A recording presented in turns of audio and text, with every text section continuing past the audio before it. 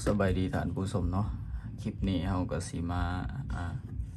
เปลี่ยนกลitel Vision One Pro เนาะที่แรกก็คือเราได้สั่งตัวนี้มาเนาะตัวนี้สามารถหาสั่งได้เนาะอยู่ Shopee ก็ได้ Lazada ก็มีเนาะเขาเอิ้นกลสักสุดเนาะตัวนี้เนาะลองสั่งมาใส่กันเบิ่งเนาะถ้าว่าผู้ใดติดปัญหาหรือว่ายังใส่โทรศัพท์รุ่นนี้เนาะก็คือรุ่นเป็น Vision One Pro เนาะตัวนี้นะตัวนี้คือเรา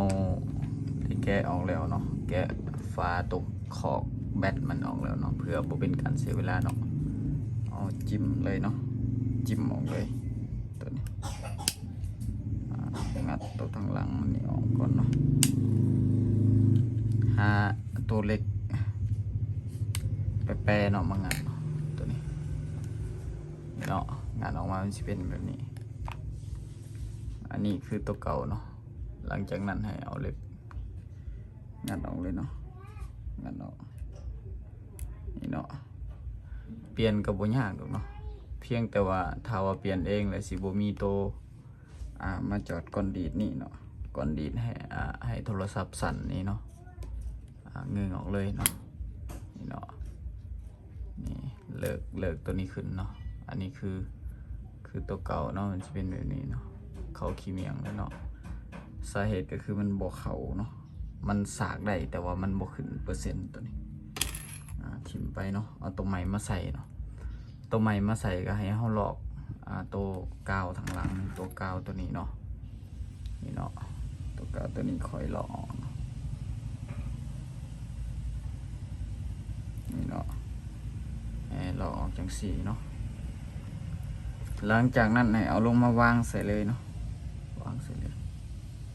วางใส่ให้มันเถียงเนาะมันสิมีหล่องของมันเนาะตัวนี้คือกันตัวสายแพร่ลำโพงเนาะให้ลำโพงดังบ่ดังมันขึ้นกับตัวนี้แหละนี่เนาะนี่เนาะหลังจากนั้นให้บีบตัวนี้เข้านี่เนาะมันสิดังแป๊กแล้วเนาะหลังจากนั้นให้หาสายสากมาลองเลยเนาะมาลองเบิ่ง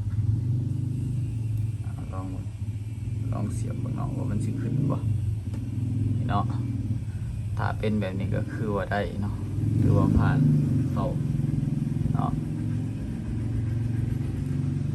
นี่เนาะแบต63%แล้วเนาะนี่เนาะไล่เขาลื่นๆเนาะ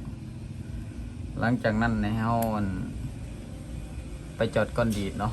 ก้อนดีดตัวนี้ใส่มองนิดเนาะแล้วก็ประกอบแล้วก็ส่งลูกค้าได้เลยเนาะตัวนี้ถือว่าง่ายอยู่เนาะบ่ยากบ่ยุ่งยากปานใดถ้าว่าเราได้กลสักสุดแนวนี้มาใส่เนาะขอบใจหลายๆเนาะที่ติดตามรับชมคลิปจนจบเนาะ